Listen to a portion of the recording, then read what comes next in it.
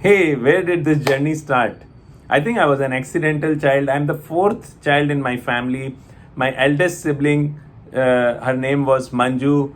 She passed away at a young age of few months, like 6 months. She could not survive some illness at that time. It was a very sad time. She was the first child for my parents, and we never talked too much about it, but we all know about it in our family.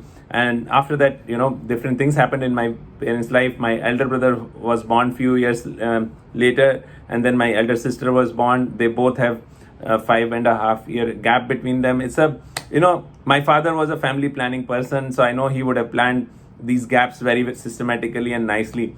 And then, lo and behold, I was born 11 years younger to my brother, 7 years younger to my sister.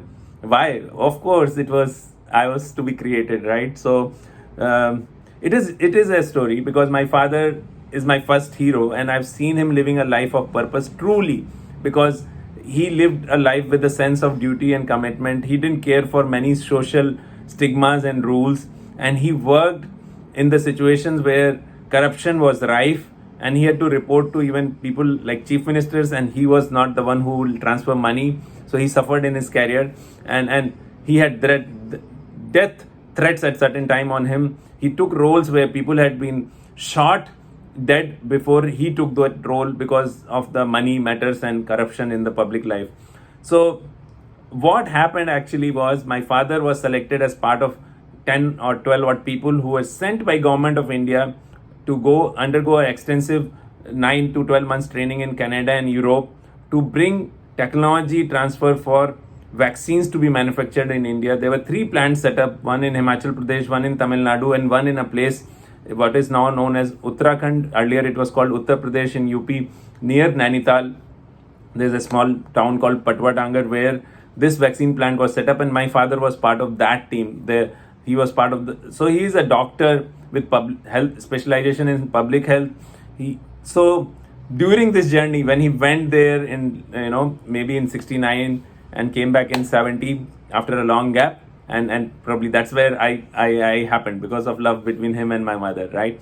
So when I was born, it's a very interesting story. I was born on a day when actually my mother was alone, and it is very unlike even today in India that girls would be alone during the time of delivery. Usually someone from extended family or their at least husband would be with them. And then my mother thankfully had a very good support system in that plant, and my father's boss daughter was also expecting a baby at that time. So my mother and my father's boss's daughter both were shifted to the hospital, which was like 15 kilometers away in a hill.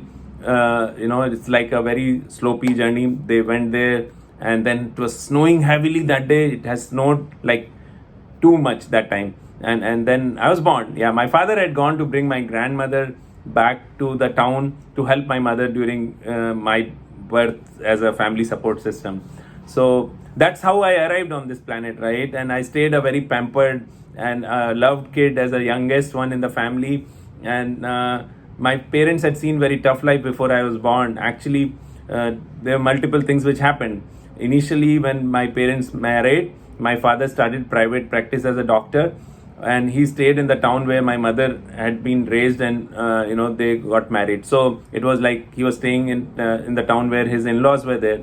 So there was a conflict because my mother's brother was a homeopathy doctor. He was running his private practice already for several decades in that town. So my Nanaji, or my grandfather, maternal grandfather, he told my father that if you run your private practice also in the same town, it will affect the practice of your brother-in-law. That is my mother's brother, Mamaji. So my father shifted from there. He went to a different town, and there, unfortunately, his private practice did not click. So in the first 6 to 7 months where my mother and my father stayed in the town where he had started his career was beautiful. Actually, he was doing very well, and there was a rule at home that my mother could buy any clothes, any jewelry, eat any kind of food at any of those designated shops where my father was maintaining accounts, and he used to just pay them. So she was like really, I think, enjoying that phase.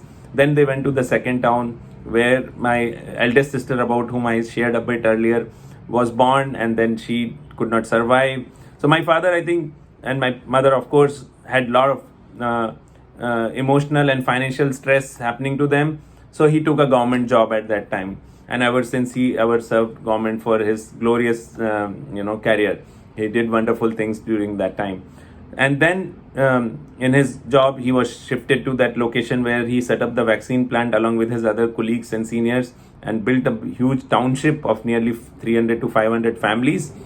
So that was in a hill station.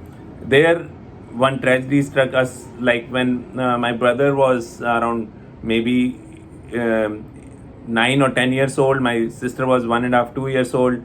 So what happened? My mother slipped from her horse and she injured her spine, and she had to be on bed rest for several months. Actually, she was on bed rest almost for 3 years. So my father had to, take care of the 2 kids, the wife, and the job. So my father took a bit of gap from that remote village. He shifted himself to a place where my grandparents were staying. So he used to commute daily 80 kilometers up and down to go to that office where he took his job at that time. And then my mother used to be at home. There was a caretaker who will take care of my brother and sister, and my mother was all taken care by my father.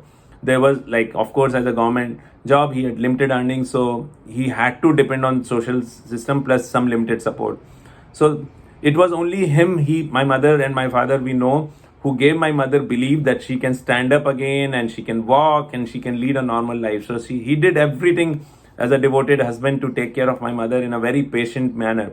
And my brother and my sister had different experiences, because staying in a joint family, mother being on the bed, you would get neglected. You may not have that love which you need at that young age, right? So while everything is good and it's going on fine. So from there, 7 years later almost is when I was born. So family had seen those tough times, and then probably I was just not given much rules to worry about, and it became that bad that I was really naughty, and whatever I did are mischiefs of very highest order. So outcome was that I would not go to school. When I go from home, I wear school uniform and I walk down the street.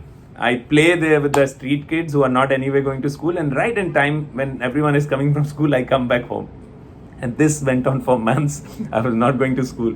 And then one day a letter came from school basically informing my parents that they will check me out because I'm not going to school. And that was in grade 3. You can imagine how naughty I was. So when I saw the postman coming in the evening, I was coming back from my supposedly school shift. And I saw the postman. I said, "What is it?" He says, "There's a letter for your father from your school." I said, "From school? Wow. Let me take the letter." And then I took the letter. I opened the letter. It was clearly written, "Your son has not come to school for several months, and now we want to, remove him from the school. This is the final warning we are sending as a letter." There was no phones kind of system. That I tore the letter through it, knocked the door, went inside, and that day I decided I have to go to school from next day onwards. So I started going to school. What did I do in the school? So I'll tell you one of the things which I did. Like, there was a bet that who will tell the girls I love you. And it is like, typical Indian mentality where kids as a boys are very reluctant to talk to girls. So I made a slip called I love you as a slip, folded it and threw it from the back to the girls sitting in the front. They were like studious girls. When it landed on one of them, she gave it to the teacher, and then teacher asked who has done it, and somehow I was caught, and I was punished to stand outside the class for that very period. Then I understood that somehow I have to sit in the school. I can't be, doing all these mischiefs and be still having the freedom which I was enjoying. So I started sitting in the school, and my, mischiefs came a little less. But of course, marks were not improving. So my father was working in a different town those days, and this was my grandfather's place, and we were all staying there. My brother was doing his studies, my sister was doing her studies. They were in different grades. My brother might be in, almost like college by that time. So this is the funny thing. So my grandfather was a retired military officer, and he was very good in English because he had worked under Britishers and he had done his engineering as a scholar. So he was like super academic person. So my father requested my grandfather to teach me, and maths was anyway good for my grandfather. So maths and English were his favorite subjects, and for me any subject was not favorite. So my grandfather started teaching me. So as the exams were coming, he thought it will be good to prepare based on the exam which is there on the coming days and all. So one day he asked me in the evening, "So which is the exam next day?" I said, Baba means paternal father. Baba, it's English, it's art exam. So he said, it's an art exam, so what is the syllabus? I said, mango, banana, apple. So we draw for that half an hour, 45 minutes, whatever my class he used to take after I come back from the school. I was very happy, jolly making those art. And then, I went to my place, I played with my friends, slept in the evening, went to the school next day, came back. Baba said, how was art exam? Baba, sorry, I mistook it. It was English exam. Art is tomorrow. I got a slap from him and he said, you're not going to study from me any longer. He was very upset that I didn't tell him that correctly, that it was English exam. He would have helped me prepare for English, but I never wanted to study English, that was the reason I didn't tell him. So that was end of my private tuitions. Then suddenly my father got transferred back to that vaccine plant for the third time, I think. So when he went there, obviously it was mid school and I was not going to get fitted in any class anywhere. So there was a government school which used to teach ABCD in grade 6, and I was admitted in grade 5 of that school. And that time the teacher was magnetic. I somehow got very inspired by them. I have had very many good teachers even prior to that, who had inspired me to fall in love with academics, but I just was not falling in love. So that teacher at least gave me a journey of improving my handwriting, and he for whatever few months I was under him, inspired some discipline in me, and I was very committed to improve my handwriting as the first academic path. And then everyone in the family had a big discussion around me. They had seen me, in grade 5 without any clarity, without any discipline, and then started my journey of middle years. So that's for the next video. Thank you very much. Bye.